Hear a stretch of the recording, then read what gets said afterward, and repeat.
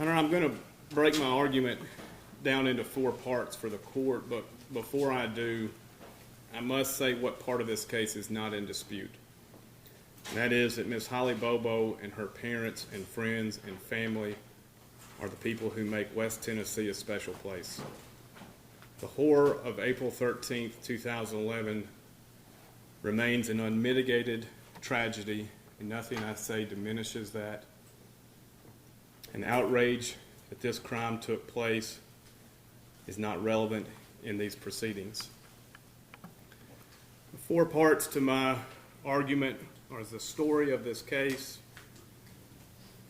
I'm going to address constitutional violations. I'm going to address the proceedings themselves, these post-conviction proceedings themselves, and end discussing the obligation that the court has.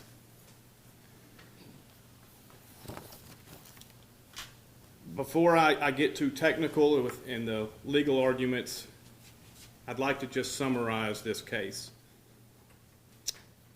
April 13th, 2011, a beautiful young nursing student was taken from her home, traveled in a clockwise manner until her cell phone stopped traveling for 30 minutes. This is where U.S. Marshal tracking expert suggests she was killed. No evidence before that was found along a route. A bullet consistent with a defect in her skull was found next to her remains. Evidence was thrown out for personal belongings from that location along the route that ended at Gooch Road. Most of her personal belongings were found next to her remains. I will not belabor the evidence that made law enforcement and General McAdams submit there was probable cause that Terry Britt committed this crime. Britt had a search warrant served on him and installed, while he was briefly incarcerated, various wiretapping and bugging devices. Soon after he returned, he was told, "They probably are bugging you." Nothing happened. 2011 turned into 2012, turned into 2013. This case was becoming a cold case. Terry Britt told Marshal Walker to get an agreement giving him certain prison time. He just wanted his wife Janet kept out of it. He was not Mirandized. He took 15 years on old charges that Janet Britt was let out. By the way, if he had been serving for that crime that happened in Madison County, he would have been incarcerated on April 13th, 2011. In the words of Brent Booth, this case is haunting. As time developed, TBI blamed the Bobo family. The Bobo family blamed TBI. Nobody could blame them. What follows that began in late 2013 can only be explained by understanding the juxtaposition of impenetrable truth that scientific data provides and the manipulative propensity of what people say.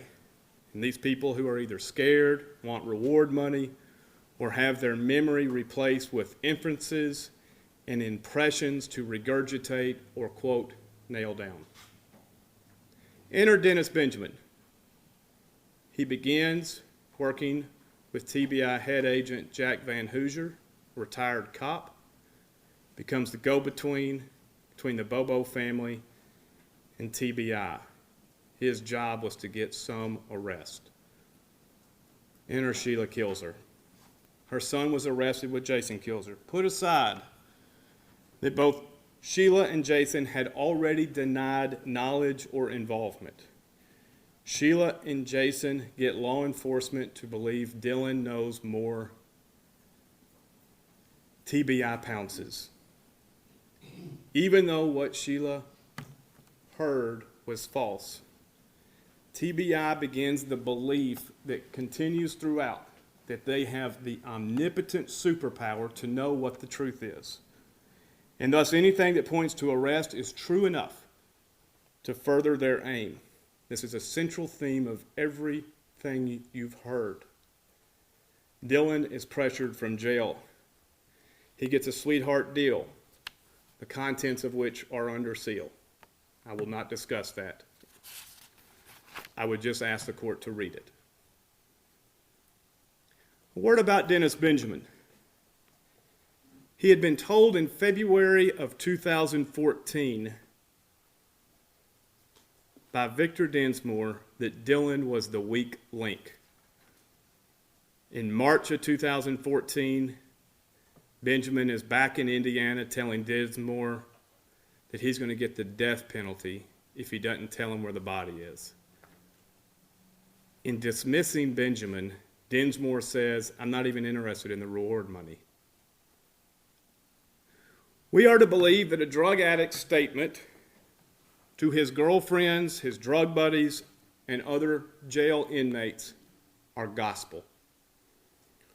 All are statements that were provided or not provided or misconstrued to the most vulnerable of our citizens. They were worried about arrest, losing custody, reward money, and thus everything the state has mustered in an ambush of these people, or to put it into their words, run to the ground. Persist until they say enough to implicate these four, even if it's inconsistent, even if it's demonstrably false. It doesn't matter. I could not summarize this part of the case better than Agent Joe Walker did on page 483. There were a lot of statements that ended up not being true. Now it's time to find the credible points of data that corroborate this scientific data that cannot be manipulated. None exist. Every single part of their life was searched for DNA evidence. None. Fingerprints. None. A gun that could have been used in the crime. None. Nothing. Not the palm print at the Bobo house. Not the crop print. Not a single thing. They have that a meth addict scratched his arm.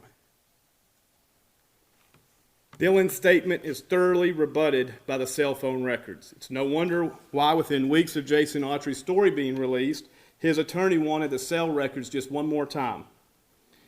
Instead of saying Dylan's story was not true, the state has tried more creative avenues by saying it was too self-serving. After he made the statement, he was politely escorted to jail where he has been ever since. Fugitive tracking experts placed the location of death where the remains were found. He was needed to be an expert when the state was trying to solve this crime. You heard from Agent Frizzell today. When his opinion did not fit within the strictures of the manipulated testimony, he was discredited. Could not show it any better today. Agent Frizzell and I recreated Marshall Walker's map. The foundation of my entire trial has been trying to explain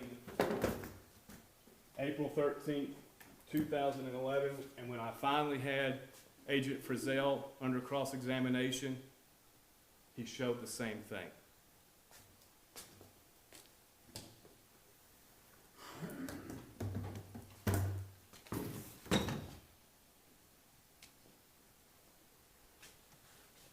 Bank records were pulled of Shane Austin to call his bluff to see where he was.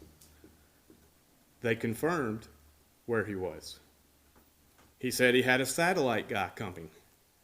That too was corroborated.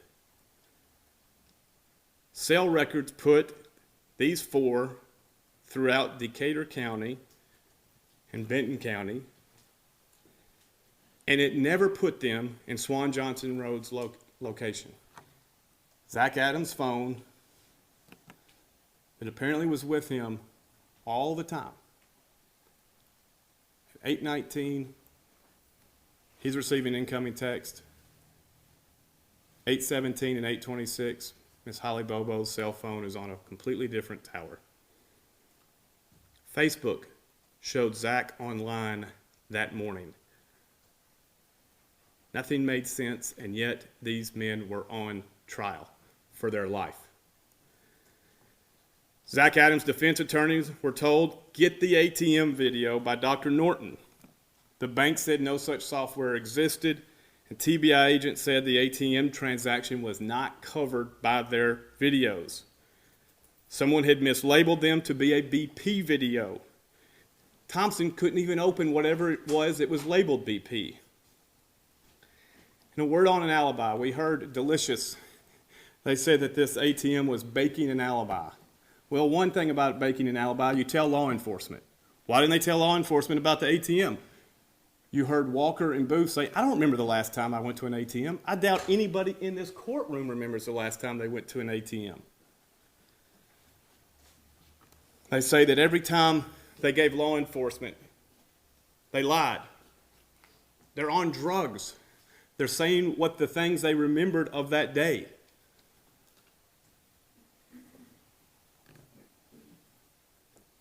The state says all of the things Zach Adams said, all of it under the influence of drugs, it was gospel. Terry Britt talking to an agent in jail was sarcasm. In the face of this, Jason Autry chooses a better option. Recreate his day with cell phone locates. He says he remembers 6 years earlier, while under the influence, somebody mowed his yard, somebody mowing their yard. Interesting that Brent Booth said, remember Autry said he remembers the guy mowing the yard. The state never once yielded any misbelief about the totality of his testimony. They told the court Autry told the world that day. You can read Jennifer Nichols' closing argument about Autry. And she says specifically, Jason sort of covers the whole morning, page 2,727 of the transcript.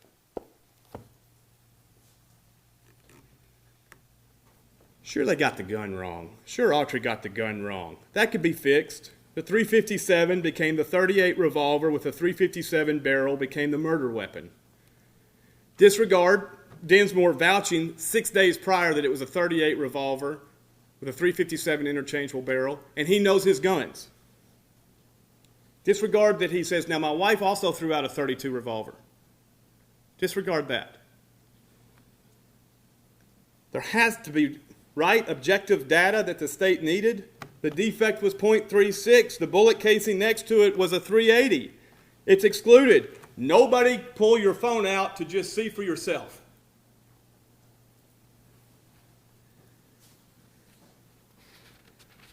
They say, oh, Bradley Strawn sold it to Shane Austin. Disregard Bradley Strawn's testimony. That never happened. Problems again with Jason Autry. Okay, the white truck was never in the picture. That was the murder getaway vehicle.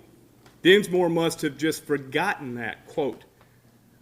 Let's send Booth up there to, quote, nail it down. One wonders how much testimony in this case was nailed down between Dennis Benjamin, Brent Booth, Victor Dinsmore, and the rest of the agents and witnesses. And halfway through this witness's testimony, the last witness, Mitchell Hayes, I wrote down my first question. I wonder if he knew Brent Booth. 5 minutes later, we learned they had friends and have each other's cell phone. The case went to the jury. Autry does his job. He saved his life. He gave the state what they asked for. The trial judge said it was the most persuasive and credible testimony he'd ever received. Put aside what we've heard in 2025 from General Wyrick's questions, which is all of us are presumed to think co-defendants, participants, immunity agreement witnesses, they provide self-serving and incomplete truth. That's surely not what the jury heard. Put aside Brent Booth had substantial questions about the truthfulness. Put aside Kathy Ferguson, just flat out thinks he raped her.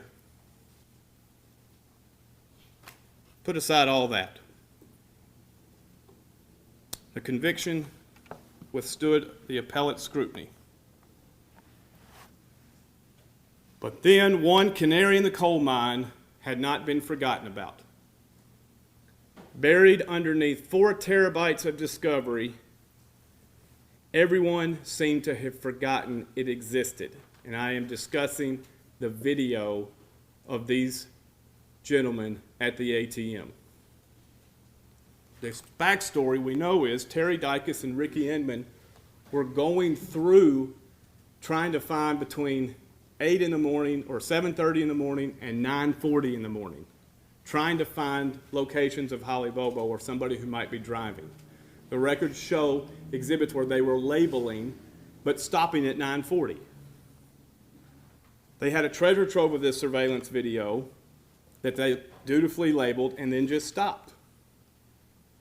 And here's the interesting thing. So Zach Adams fills his pro se petition, and he didn't forget what he had been told.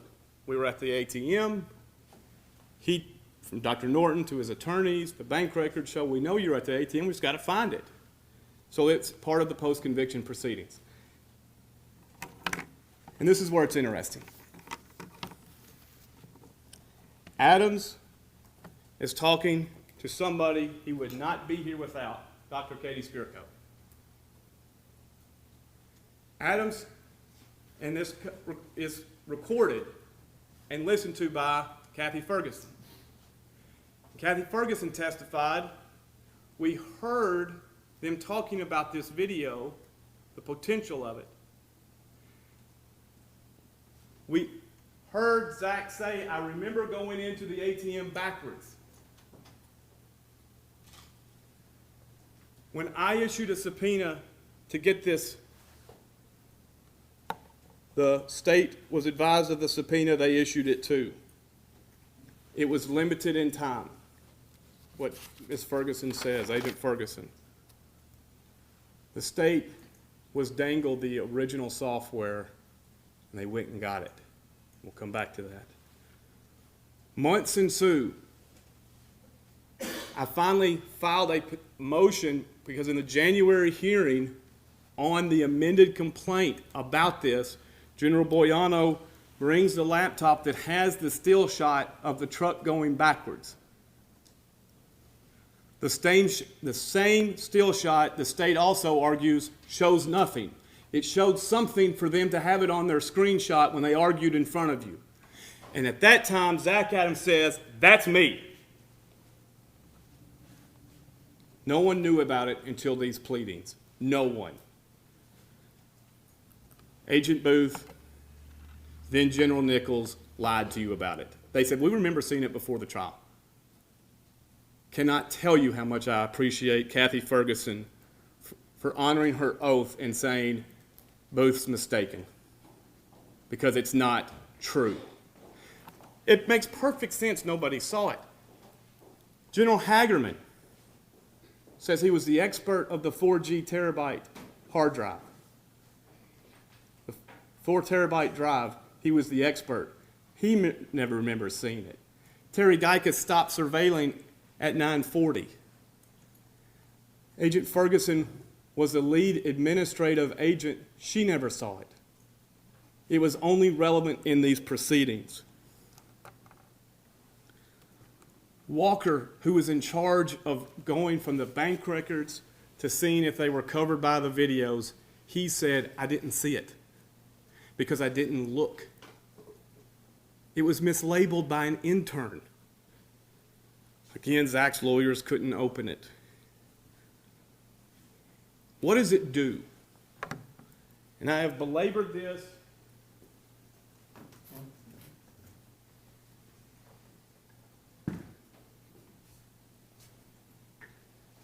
All of Frizzell's cross-examination is now consistent with Walker and Reeves. There is virtually no space between them.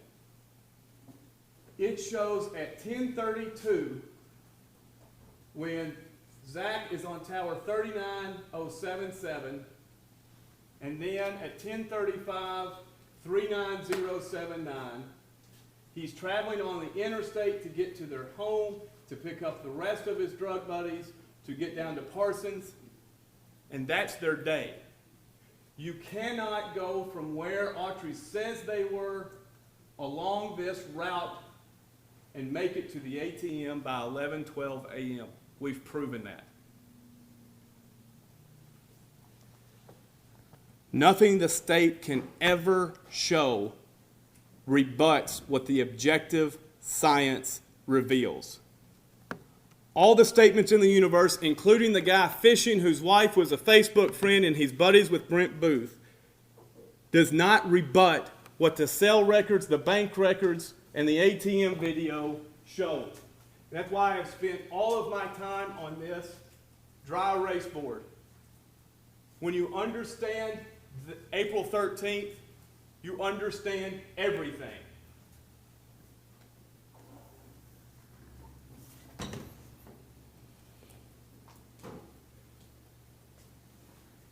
I asked Agent Booth, as an investigator, is your job to tie up independently corroborating bits of data like bank transactions and cell records to say where somebody was? Answer, I didn't do that. I don't remember that. So the court must ask itself now, how can this be? And I submit it is only for the constitutional violations that took place. Your Honor, I submit first under Dellinger, I have proven that the ATM is new. It exists the same way all other new evidence exists. It was out there in the rules of quantum physics that existed. Nobody knew it. Nobody. And the fact that Agent Booth and General Nichols were not credible validates it. Because Agent Ferguson and General Hagerman, you can test their credibility, validates it's new. It proves actual innocence. If I have argued actual innocence throughout this. If the court does not find by clear and convincing evidence of actual innocence, then the court's analysis falls to whether first, standalone constitutional violations warrant a new trial, and if not standalone, ineffective assistance to counsel. This evidence is largely interwoven with each other. I suggested in opening, I'll suggest again, find your facts, and then you'll understand when you apply the law how to apply. A defense to the standalone grounds is whether it's been waived or whether it's been previously determined, such as if you have a suppression hearing, you can't argue in a PCR. The standalone, the Brady violation of Jason Autry's sentence was not revealed to the jury. The state had decided, General Hagerman, the state had decided they had virtually no case. They never communicated that to the defense. Autry, as a state agent, he was provided an immunity agreement, and he came to the court and he lied. I'll talk more about it briefly. Prosecutorial misconduct and or Brady violations. I'm just going to briefly touch on them. I'll get to them in a second. Jennifer Nichols telling the jury the 380 was excluded. No, it wasn't. That the truck had been put in the Dinsmore's garage. No, it wasn't. That the ATM video was buried in discovery that nobody knew and then mislabeled. And at this point, I think the court can see, when I asked Agent Frizzell, did anybody try to go back and look at this surveillance data? I mean, just think for a minute the millions of dollars, it's in the transcript, the millions of dollars the state had for this. But they act like it's an inmate and an appointed attorney's job to find a better, more clear version of ATM surveillance data.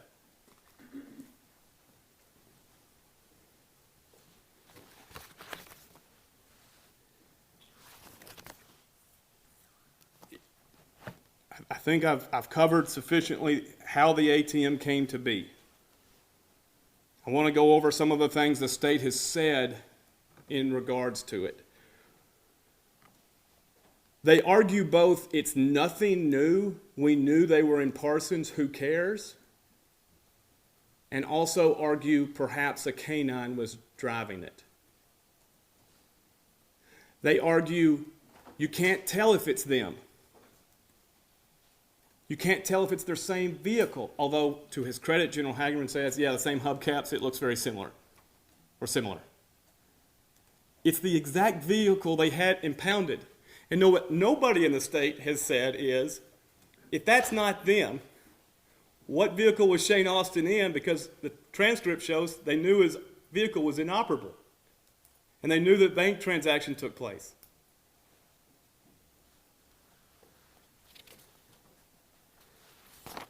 Dylan Adams said, that's me, the BP, standing there. Dylan Adams said, that's me in the car. Zach Adams said, that's me in the car.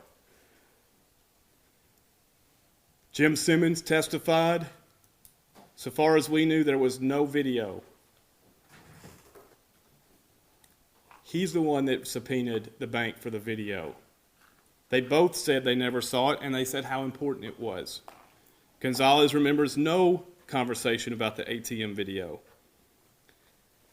Its importance was understood at trial. That this route that I have discussed about Autry's lie, if you read the trial transcript, and General Nichols, she knew when to object. Page 1,313. And remember, the testimony is that TBI agents, they ran the route themselves. They knew the route that Autry was going to testify about. The question discussing the way back. Question on line 10. So then where would you have gone after that? Answer, at some point in there it was determined where they was, and I proceeded to make my way to 30 Yellow Springs Road. How did you make your way over there? Answer, maybe through Coxburg West, comes through at Eagle Creek. General Nichols, Your Honor, at this point I'm going to object to when the witness says probably. If he doesn't know, I'm going to object to him just guessing and speculating about which way he went. She knew exactly what she was doing. As if she knew the route was impossible. Because she's the one that says today or in November, we knew they were in Parsons, big deal. We'll come back to that when we discuss sanctions.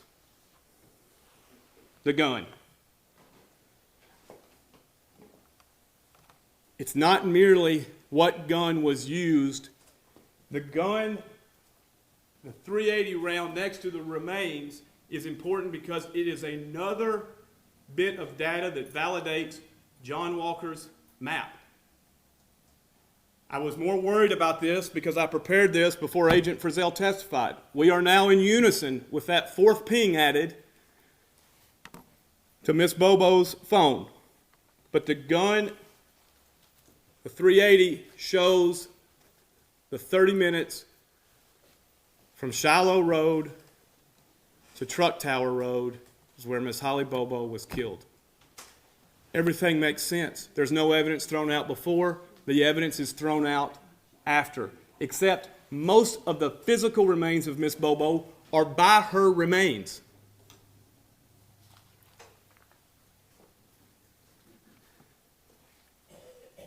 Six days before the .32 revolver was pulled out, Victor Densmore says, I'm 100%, I know my guns. It's a .38 revolver with a .357 interchangeable barrel.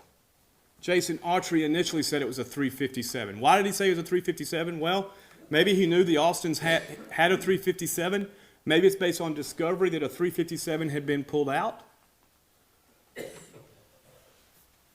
But when the state pulls out the .32 revolver, they don't say, maybe we're being lied to.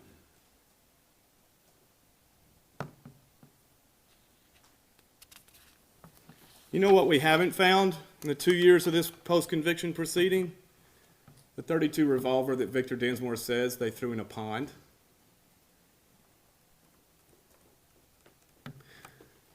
That May 2017 recording not only revealed the gun issue. If that's not suborning perjury, I don't know what is. It's rare you see the sausage being made in an investigation where 6 years after, Brent Booth is asking Victor and Sandy Dinsmore,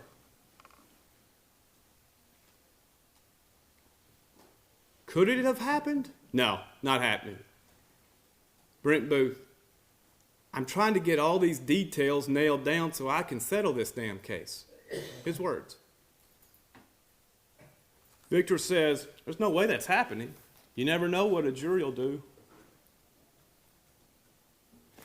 Booth says something interesting then. He says, at the time they were hiding the garage, they were cleaning the truck out to hide it. There is no scenario where that's possible on April 13th, 2011. None.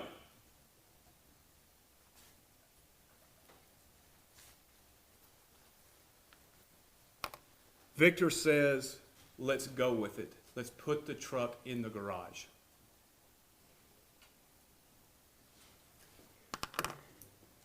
And the state, the prosecutors don't say, well, I'm cleaning my hands of Victor Dinsmore, I'm cleaning my hands of Agent Booth.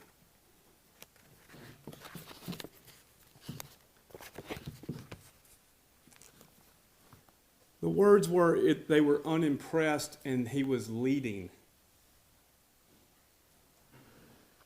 Jennifer Thompson knew enough to have it transcribed, but she didn't understand Rule 803.26.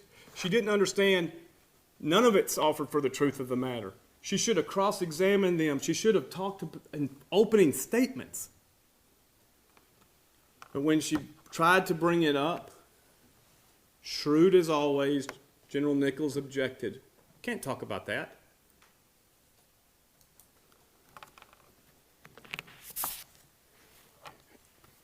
When we started these proceedings, Your Honor, I did not, one thing I forgot. It's interesting, there are moments where you see how Autry recreated his story. The truck in the garage is one of them. Valerie Trout's IR discussed that the Dinsmores remember a truck being hidden there. But Trout said, no, it wasn't the day of. She came here and testified. It wasn't the day of. If it was the day of, I would have put it in my report. But Autry gleaned from that, I need to put the truck hidden in the garage. When the case started, the first day I lost the motion in limine on Autry's testimony, I did not think I could prove to the court Autry lied. I didn't have his recanting. And it's interesting, the state said it's not credible because Autry was under the influence of drugs when he's talking to my agent at the Memphis jail. But now when this drug addict's talking to other drug addicts, trying to intimidate them, it's gospel. When we started the case, I don't think the state had the understanding of Dylan. Because all you have to do with Dylan, and I know the court said it's going to watch the tape, you have a transcript, I can't request enough. Absorb it. Dylan says whatever they wanted him to say. And so initially, during these proceedings, I was asking, they started off with Mark Lewis. And we get into this, what I'll refer my words as hedging. Again, to the jury in 2017 is totality. Autry's plea, Autry tells the world. Judge McGinley, most persuasive, credible testimony I've ever seen. Watch what happens in 7 months. General Wyrick is asking the first TBI agent to testify, Mark Lewis. Question, this is page 238. Is it fair to say that Jason Autry's statement that he's given to law enforcement over the years, as well as Dylan Adams' statement that he's given to law enforcement over the years, are not mirror images of one another? They're not mirror images. How many homicide statements have you participated in your career as a TBI agent? I don't know what the number is, but it would be a lot. Okay. How many of those have involved a co-defendant? A fair amount. Is it typical with co-defendants pointing the finger at one another? That's not uncommon. It's typical. Sometimes they do, sometimes they don't. Sometimes they give you a little bit, try to mitigate their own involvement. That has happened, yes. Give you just enough to let you do your work without completely, and I object. I said, Your Honor, is the state acknowledging Jason Autry's statement and testimony was false? Because that will save us a tremendous amount of effort with this line of questioning if the state is acknowledging that Jason Autry's statement was false. General Wyrick, I'm nowhere close to that, Your Honor. No, sir. Now, fast forward to Kathy Ferguson. May, August. General Wyrick asked Kathy Ferguson, of the 4, who do you think raped Holly Bobo? She said Zach Adams, Shane Austin, Dylan Adams, and Jason Autry. Oh, so you think Jason Autry raped him? Yes. All because you just listened to Dylan Adams' statement. And you realize it's a lie. Now, General Nichols says 2 things on her testimony. She said, initially, I knew it was false when I watched it. She and I agree on that totally. It's interesting, though, he got incarcerated immediately after making it. I know of no other crime where you say a lie about your involvement in a crime and you're not arrested. The problem is, when Jackson and Booth are good cop, bad copping him and saying all this, nobody had the cell phone data.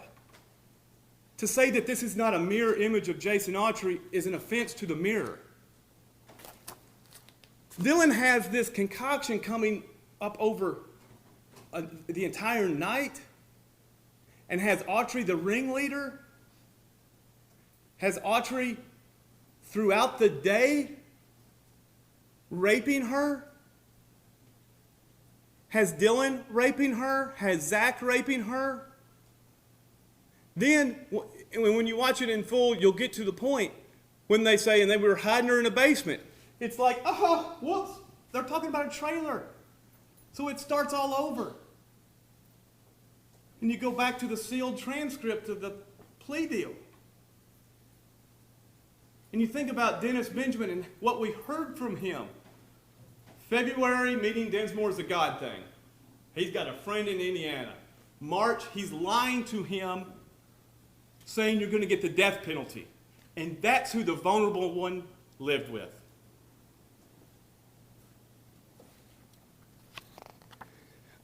I want to say this about Autry's lie. Credibility matters. I got the pattern instructions. Pattern instruction 42.04.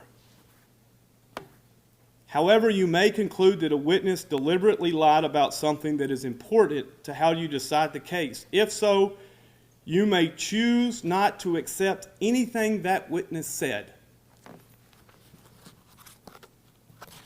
By the way, the dedication to this year's pattern instruction was to Judge German. Judge Riley wrote, "Dickey abhorred anything he considered to be an injustice." But the state says, okay, in 2017 we said Jason Autry, total mourning, total testimony, total truth.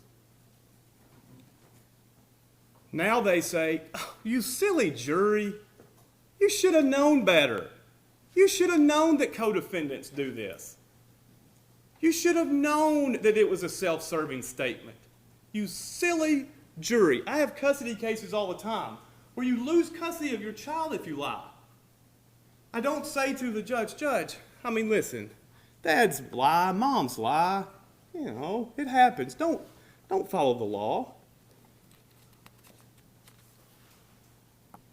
The fact that their lead agent says Jason Autry was not truthful, but they find a friend of Brent Booth to come here and say, on a random day crappie fishing, he remembers a gunshot going off, and he remembers it echoing, and the court will listen to the exhibit. You listen to them. They're labeled how far apart they are. You listen if you hear any echoing. When he got up about halfway through, I wrote to write this question before he said anything. I wonder if he's friends with Brent Booth. Called it.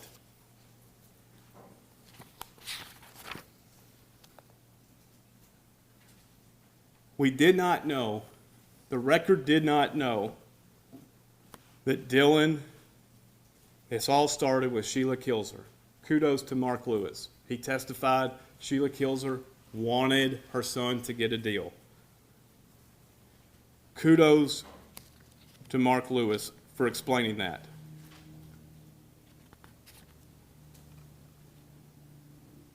Your Honor, I think this record has been aided by what Dennis Benjamin brought to the court. The court's heard several issues regarding Sheila Kilzer, Rebecca Earp, who said the truth when she was interviewed by Valerie Trout. Again, the cell phone records have Zach and her arguing throughout late at night. And she's asked, did y'all spend the night together? And she said, I honestly don't remember. But that wasn't good enough for the state. They had to nail that detail down differently than her memory. Dinsmore, and this was something that Jennifer Thompson did not bring out. There's moments when there's these witnesses lining up, and then there's these moments when they don't know the latest thing to line up with. And so Dinsmore is saying that while these guys were there buying drugs on the afternoon of April 13th, they're talking about who's going to hit it first. And there was a while where the state believed that to be true. And then the cell records come in and like, whoops, that's not true. And Autry's painted a story with cell records. The victim's already dead. And you hear Dinsmore says, oh. Like, whoops, somebody forgot to tell him. But he still said it, and it made no sense. And Ms. Thompson did not isolate on this. John Walker, I appreciate Agent Frizzell. You know, if the record reflected at trial, the only thing he was wrong about was a road here and there, that would have been pretty different. I've thought about this. What's more accurate? The map John Walker prepared that the court did not allow in 2017, or the exhibit that Agent Frizzell prepared with consultation with the state that had the fourth ping missing that showed the direction of travel of the cell phone of Holly Bobo that morning. When Agent Walker was preparing Ms. Thompson, his testimony was it was for an hour, she did not pay attention, and she was drinking wine.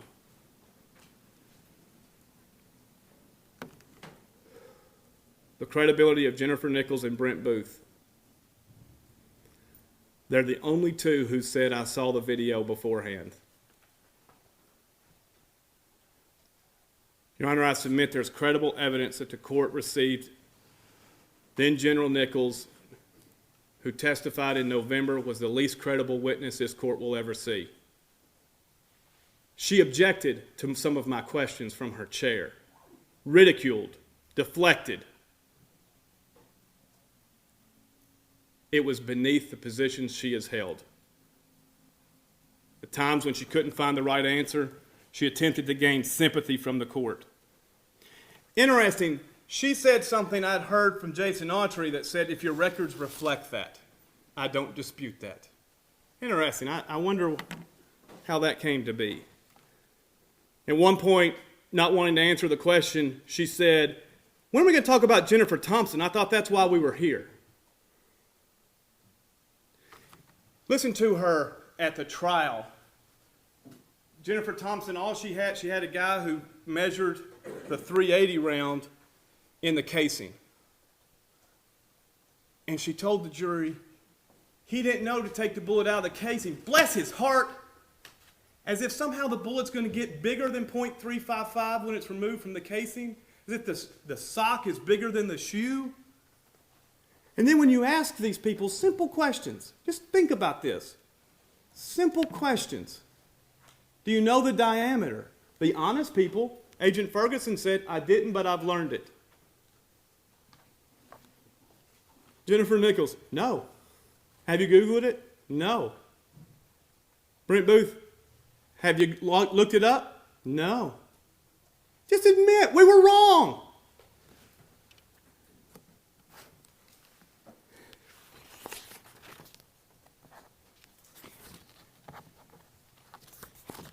The sanctions that the court has taken under advisement.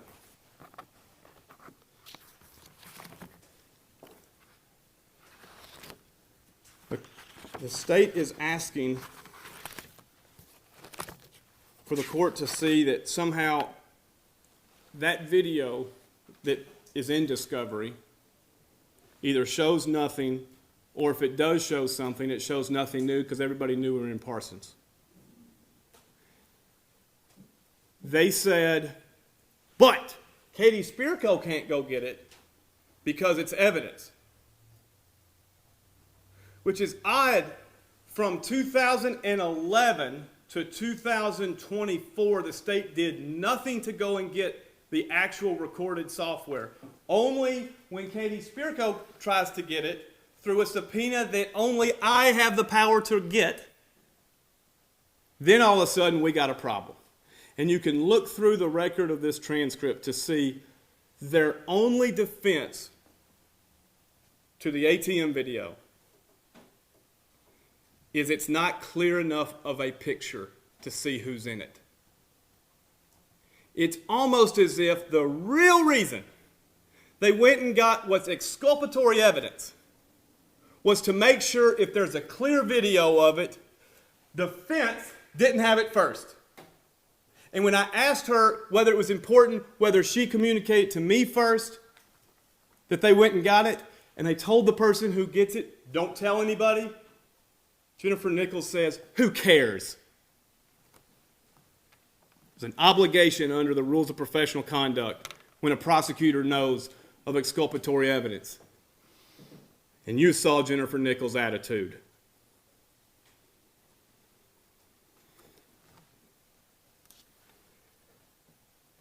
All of these things, Your Honor, combine for these standalone issues I've addressed in my pleadings. I'm now going to address ineffective assistance of counsel, and I have 12. I'll not belabor the point. Again, if I have not proven these are worthy enough on its face to survive the Rule 28, Section 5 defenses, these fall to ineffective assistance. Number one, Dylan's video. And it was odd to even watch in real time. The question was, how do you authenticate the video of Dylan's September 2014 hearing? Jennifer Thompson says, I don't know. It's pretty easy. You call one of the 3 TBI officers who were there. And it's not a confrontation issue because, first of all, it's not being asserted for the truth of the matter. And second, the defendant calls it. And look how the state, they couldn't wiggle out of it. 2, she never recreated the day of April 13th to make it sense with the objective data. 3, the gun, her question to Dinsmore was, yeah, but didn't you say it was a .38 or a .357? That's fundamentally different than you said it's a .38 revolver with a .357 interchangeable barrel. Number 4, the truck in the garage, she had the transcript. Play it at opening. Say, ladies and gentlemen, this is how the evidence has been created in this case. All of these witnesses said different things until the state said, that's enough, stop. The detail is nailed down. Jerry Gonzalez says she wasn't listening because she was constantly trying to get boxes because the state wouldn't tell them who their witnesses were. And the state during these proceedings said, no, that wasn't done. General Hageman tried his best. When we asked a couple of weeks ago to the state, who are your 6 witnesses? Their response to and the court's seen it was, are we required to do this? Britt, technical difficulties regarding the wiretap. Britt admits there's listening that you're told they've probably wiretapped your home. This idea that there was not probable cause differences, Your Honor, I've gone through this. It's not the case. There's a probable cause for an administrative subpoena, investigative subpoena, that's different by statute. Everything else, the definition of probable cause is you believe somebody did it. That's it. Think how I went through point by point of Brent Booth, who initially said, I never said there was probable cause. And then I get the record out, and he's like, whoa. And we went through point by point. Terry Britt lied about his alibi. Terry Britt lied about his cell phone. Terry Britt's prior knowledge of Holly Bobo. Past behaviors.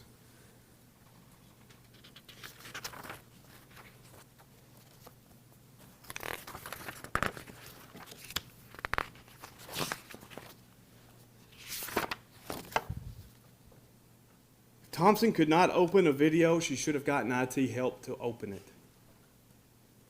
In fairness, she did repeatedly bring up issues to the court. The transcript of the motion hearing speaks for itself. She failed to isolate the Dinsmore when Dinsmore said, yeah, those guys were talking about who's going to hit it first. And then I didn't know what they were talking about. Now I do. I feel terrible. So she said, wait a minute. But crime's already taken place and she's dead by this time. She didn't isolate how all of these witnesses, just because they say some things that sound similar to other things, it doesn't make it true when you have people who are facilitating these witnesses back and forth. She should have played the ERP video. Honestly, I don't remember. She didn't force this fundamental question of the day, which is, they've just pulled off the crime of the century. They just get back to Austin's house. The records show their call was at 8:50. They now have no idea what to do with the body. So they call Jason Autry, who comes in where they drive to the river to dispose of it. They then don't dispose of it, and they drive all the way back. Put aside they drove, and you'll watch the video of Paul Dillon's route. It's nothing but woods.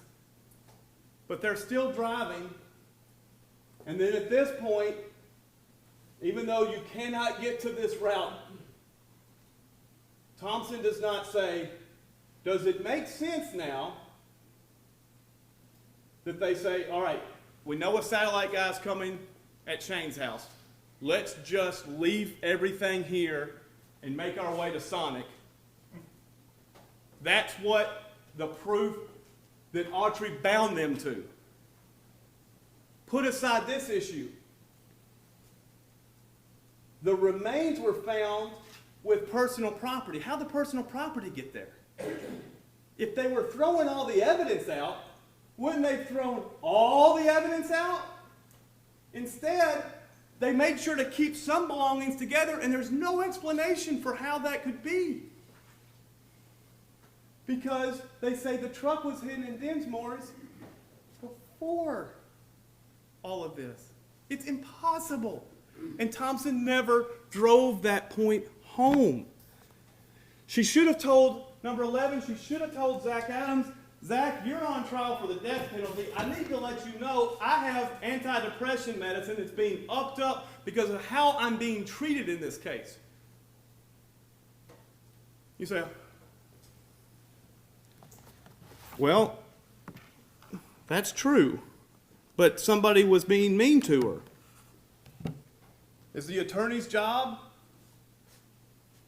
to not at least tell the client, you need to know my mental health is deteriorating, which is the 12th point she should have withdrawn.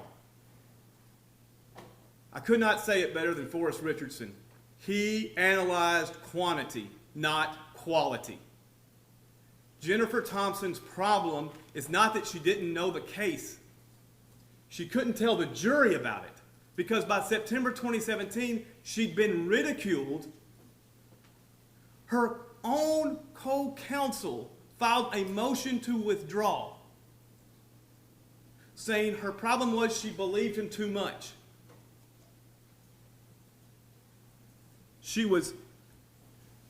I'm curious what the state's position is. Is it that she was competent, or in the words of Jennifer Nichols, dishonest and unethical? For recording her work. Can you imagine if we didn't have the recording of Dinsmore and I was trying to tell you, Judge, I think there was perjury suborned during that day. I think Dinsmore said he didn't remember. If I didn't have a recording, they'd be like, ha, whatever, trust us. Which brings me to the third large point. When you reflect on this case, whose presentation provided you the most credible proof? Whose statements to you were true? I told you from the beginning in May, Your Honor, Katie Spirko won't be a witness. You look in the record right now to see if there was ever a subpoena issued for her today. Served on her today. I said it's for a nefarious purpose. Opening statement. Opening statement. The state said, if there's anything new that comes to this court, it's not going to be credible.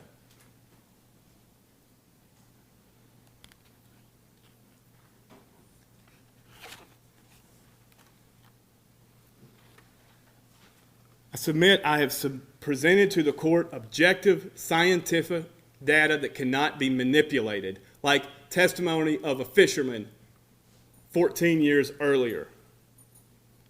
The state has provided testimony from witnesses who lied about everything until their lies were nailed down to the lies of others. It was, at one point I asked a question and General Hagerman volunteered, this isn't gamesmanship. What else is it? If you don't think Jason Autry did it, then why continue to try to put him to death in pleadings?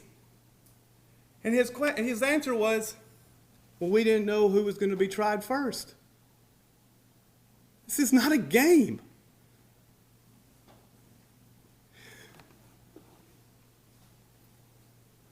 I've told you about the .32 revolver that we've never found from Dick, the second one apparently. It's been in a pond. Think about this.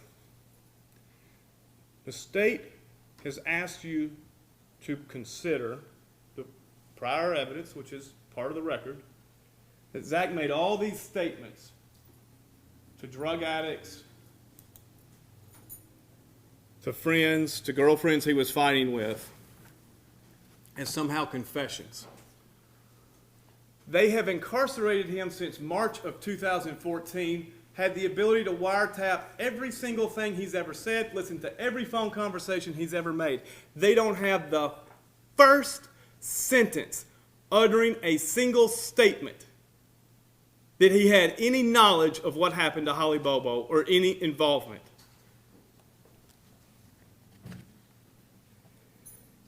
They say that he threatened his brother. If that's the new element for first-degree murder, every parent who has children better watch out. And look at the people who supported the scientific evidence. Look what happened to them. Terry Dicus, taken off the job. John Walker, reported. Jennifer Thompson, antidepressant medicine. And Your Honor, I submit, I have shown this to you, and in this case, I have taken their witnesses and their evidence, with the exception of Paul Dillon, Alberto Davis, and Bradley Strawn. No, sorry, that's their witness. And the lawyers involved. I've taken their IRs, their agents, and shown you the truth. Your Honor, we're now time for me to tell you the fourth part of this argument and the last part of this case, which is your signature to the order. This procedure, this post-conviction procedure, Rule 28, and it's codified, reflects our country's dedication to the importance of our Constitution. Just as Marbury versus Madison said, some laws, however popularly passed, will not stand if they're unconstitutional. Neither will a jury verdict stand if it's the product of a constitutional violation. These provisions are not trivial. Due process, effective assistance of counsel. I will not lecture the court on the Constitution. I will just say this. It's what our men and women in uniform defend with their lives. Every judicial oath states you solemnly promise to support the United States and Tennessee Constitution. Each generation of Americans inherit the obligation to honor it, and if they don't, it will not stand. At times, it requires good and honorable men and women to speak up and stand up for it against powerful and popular forces. Is your signature going to be easy? Your Honor, it's not. The Constitution doesn't care if it's not easy. To put it in more practical sense, can TBI officers go around telling other witnesses to change their testimony to nail down with other testimony, and can prosecutors say, that's fine, let's use it? We'll find out with your signature. Can a prosecutor lie to the jury about a bullet size? We'll find out with your signature. Can a citizen honestly be said to have had effective assistance of counsel if the attorney was ridiculed, her first chair abandoned her, she had mental health problems, she never presented alibi evidence, she did not understand what evidence is important and how to get it admitted? We will find out with your ruling. Can the state mislabel, then lie about its existence? Evidence that either exonerates or tends to exonerate the witness, and then when they find a more clear version of this evidence exists, can they surreptitiously obtain it and tell the custodian, don't say a word about it? We'll find out with your ruling. Here's the irony, Your Honor. This ruling's not going to affect me I'm going to go back to Hickman County and divorce people. I can tell you who is waiting on your ruling. Every dishonest member of law enforcement and prosecutor that is faced with a weak case. Your green light, if you condone this, will be the best they could have ever hoped for. And to be clear, I am not saying every law enforcement or prosecutor in this case or throughout the state is either dishonest or corrupt. We live in a state that prides itself in law enforcement, and we should. Those who do their job honorably have the utmost regard for everyone in this courtroom. It is to them this court owes the duty to not reward the bad conduct that besmirches their life's work. I would read to you from page 504, retired agent Joe Walker, to be your guiding light. If there's evidence that cannot manipulate that Zach Adams was not part of this crime, you want him out of jail, don't you? If Zach Adams was in jail unnecessarily, sir, I couldn't sleep at night. I can promise you that. Is today the first time you learned that you did not look at the right video? Yes, sir. Do you feel terrible? Again, sir, I don't know. I don't feel terrible until I know for sure. You're worried, aren't you? I would hate to think that it would be, but I'm not certain at this point. No, sir. Chaucer wrote in Canterbury Tales, if the gold rust, what chance does the iron have? If Chaucer were here, he would say it this way.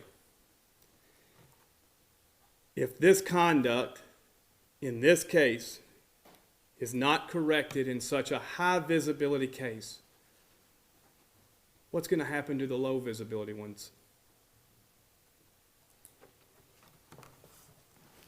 Your Honor, subject to any post-trial filings as the court requires, this largely concludes my appointment to the court under Rule 28, Section 610C2, whereby I have reviewed the pro se petition, filed the amended petition asserting other claims which the petitioner was arguably entitled to, interviewed relevant witnesses, diligently investigated and presented all reasonable claims.